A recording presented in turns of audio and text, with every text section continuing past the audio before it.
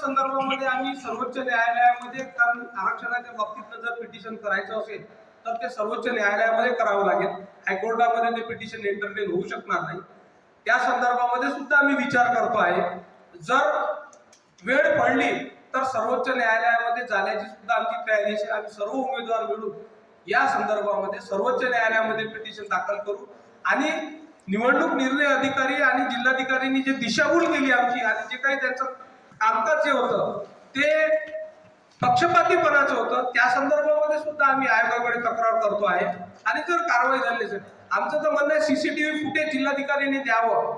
CCTV footage मध्ये मंत्री महोदयाचं शासकीय वाहन दिसते, कोण कोण हजर होते ते सुद्धा दिसते आणि हे स्वतः कसे काय उमेदवाराला घेऊन आलेले आहेत या बाबतीचा खुलासा त्यांनी करावा, ही आमची मागणी आहे. हे पुढे संतोष भाऊ बोलतील आणि सांगतील.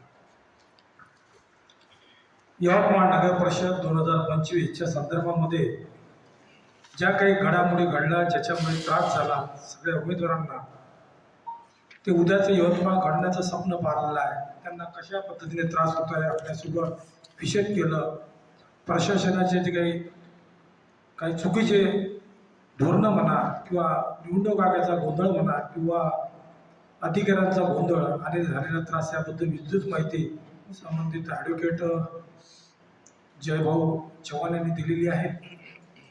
प्रचार चालू होता, कार्यकर्ते उमेदवार कामाला लागले होते आणि अचानक तो निवडणूक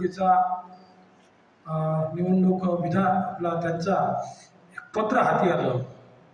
बरेचसे लोक आमच्या भागामध्ये वाघापूरमध्ये रॅली निघत होती, आम्ही रॅली काढली आणि मी तेव्हाच